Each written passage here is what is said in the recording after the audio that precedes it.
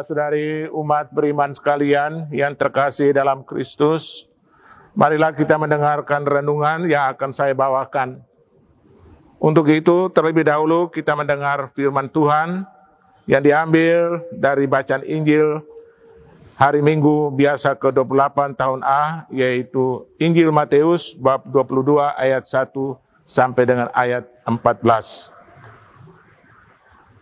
Tuhan bersamamu dan bersama rohmu. Inilah Injil Yesus Kristus menurut Santo Matius. Dimuliakanlah Tuhan. Lalu Yesus berbicara pula dalam perumpamaan kepada mereka, hal kerajaan sorga seumpama seorang raja yang mengadakan perjamuan kawin untuk anaknya. Ia menyuruh hamba-hambanya memanggil orang-orang yang telah diundang ke perjamuan kawin itu, tetapi orang-orang itu tidak mau datang.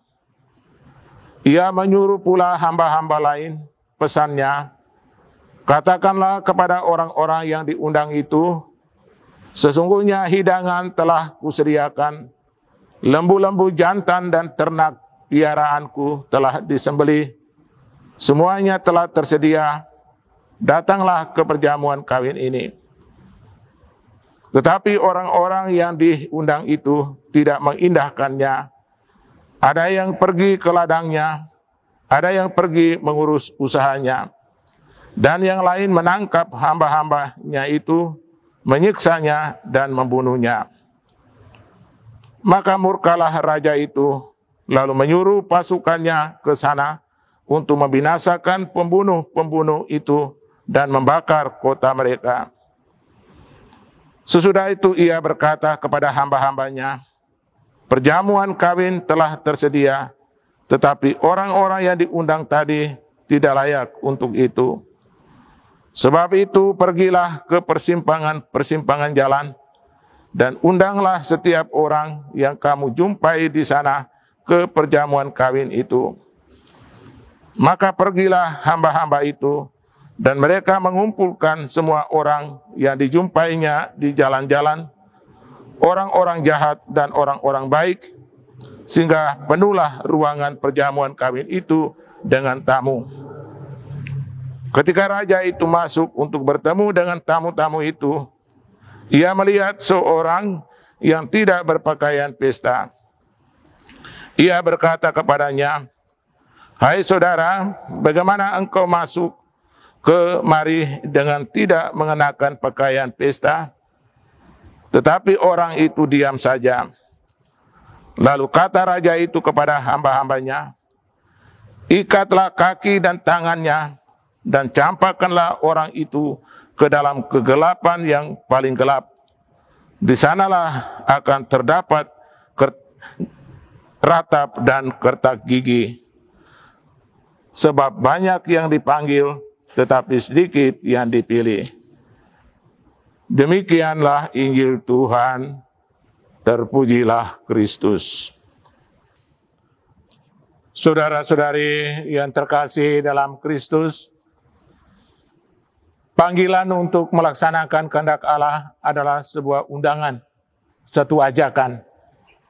Sama sekali tak ada paksaan agar seseorang dapat menikmati kebahagiaan dan kegembiraan bergabung dalam kerajaan Allah. Namun ternyata tak semua orang mau menanggapi undangan tersebut. Bahkan termasuk mereka yang telah dipersiapkan dari awal. Penyebabnya adalah ketertarikan dan keterikatan pada urusan pribadi. Urusan pribadi di sini menunjuk pada kenyataan bahwa begitu banyak orang yang mengerjakan sesuatu hanya demi kepuasan diri belaka. Tak ada lagi perhatian yang tersisa untuk hal-hal lain selain mengurus kepentingannya sendiri. Mereka tidak tertarik lagi pada hal-hal rohani. Dan perlu diakui, siapapun yang hidup di zaman sekarang ini sangat rentan terjebak dalam situasi seperti itu. Jika sudah demikian, teguran atau sapaan dari Tuhan tak dapat lagi didengar. Bahkan jika diperingatkan oleh orang sekitar, yang mungkin diutus Tuhan baginya untuk menyadarkannya, ia malah memusuhinya. Saudara-saudari yang terkasih, dalam Injil hari Minggu ini, kita mendengar tadi, Yesus menceritakan sebuah perumpamaan tentang seorang raja yang membuat pesta nikah anaknya. Para undangan tidak datang karena rupa-rupa alasan. Ada yang karena repot dengan ladang, dan ada pula yang sibuk dengan urusan usaha atau bisnisnya. Ketika raja berusaha untuk mendesak para undangan supaya datang, maka hamba-hamba yang membawa undangan itu dihina dan diperlakukan secara kejam. Raja terpaksa bertindak terhadap para undangan yang jahat itu, membakar kota mereka, dan undangan akhirnya disampaikan kepada siapa saja di persimpangan jalan. Akhirnya ruang pesta menjadi penuh, tetapi sungguh mengecewakan raja, karena ada orang yang datang dengan pakaian yang tidak pantas, tidak mengenakan pakaian pesta, sehingga mereka harus ditertibkan. Saudara-saudari yang terkasih, melalui perumpamaan tersebut di atas, Yesus mau menggambarkan tentang kerajaan Allah sebagai suatu undangan kepada semua orang. Raja yang mengadakan pesta nikah anaknya itu ialah Allah sendiri. Ia mengundang semua orang masuk dalam kerajaan Allah, ikut menikmati perjamuan surgawi. Namun sering manusia tidak menghiraukannya dan tidak menanggapi sungguh-sungguh karena rupa-rupa alasan. Adapun alasan mereka disebut Yesus dalam perumpamaan tadi, yaitu kesibukan kerja ladang dan urusan bisnis, sehingga tidak ada waktu untuk itu. Para undangan itu tidak mau mengindahkannya. Mereka sibuk dengan usaha mereka sendiri. Malahan ada yang membunuh hamba-hamba raja itu. Kejadian itu tidak mengurungkan niat sang raja untuk terus memanggil. Ia terus memanggil sampai siapa saja yang dijumpai di jalan pun diundang semuanya tanpa terkecuali. Ia masih terus mengundang sekalipun manusia masih terus menolak. Ia terus memanggil sekalipun manusia masih terus tidak menjawab. Tuhan memang tidak mau mundur dari manusia yang sibuk dengan diri dan kepentingannya sendiri. Tuhan tidak mau berpaling dari manusia yang masa bodoh. Dasarnya ialah bahwa Tuhan itu baik dan kasih setianya sampai selama-lamanya. Namun pesta perjamuan yang telah disiapkan Tuhan itu tetap akan berlangsung. Undangan disampaikan kepada siapa saja. Ruangan perjamuan Tuhan itu pun akhirnya menjadi penuh. Tetapi Tuhan ternyata sangat kecewa, karena ada orang yang datang menghadiri perjamuan Tuhan tidak memakai pakaian pesta, yaitu dengan keadaan dirinya tidak pantas, penuh dosa dan kejahatan. Karena itu orang yang diundang seperti itu tinggal saja di luar. Saudara-saudari yang terkasih, kita semua juga diundang oleh Tuhan untuk masuk ke dalam kerajaan-Nya, ikut serta dalam perjamuan yang telah disediakannya.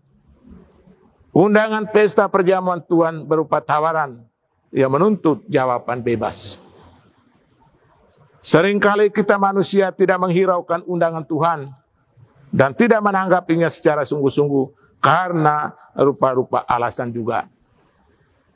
Antara lain alasan serupa dengan apa yang dikatakan dalam Injil tadi, yaitu karena sibuk dengan urusan ekonomi dan bisnis, sehingga tidak ada waktu untuk Tuhan.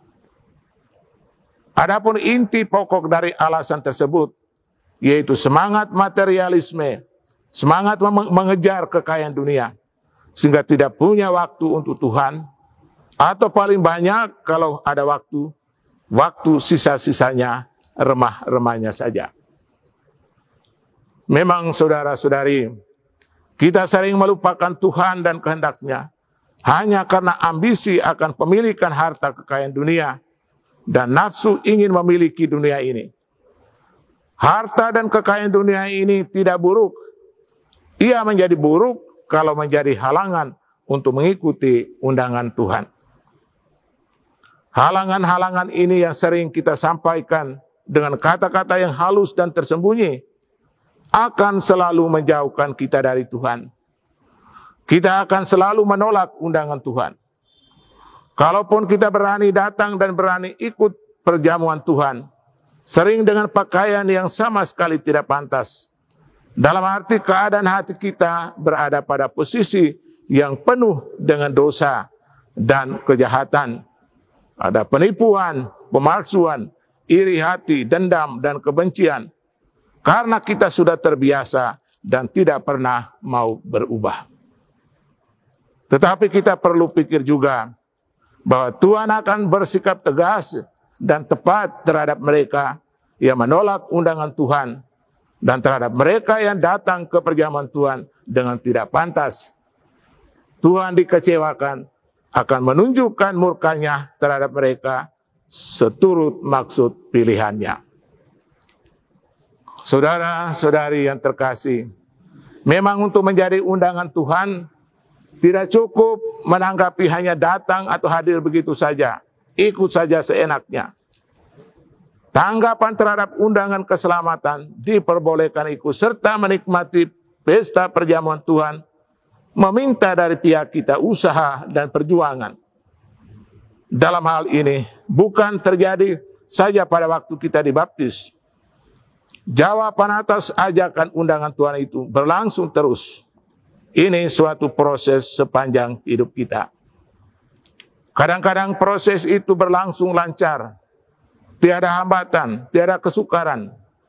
Namun tidak jarang jalannya tersendat-sendat, lamban, bahkan kesannya terhenti sama sekali. Semua ini tergantung dari sikap, tindakan, dan usaha kita semua yang diundang itu.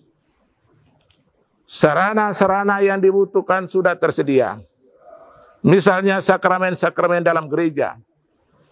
Ini termasuk sarana yang dapat kita manfaatkan untuk mendekatkan diri kembali dengan Tuhan dan boleh ikut menikmati perjamuannya.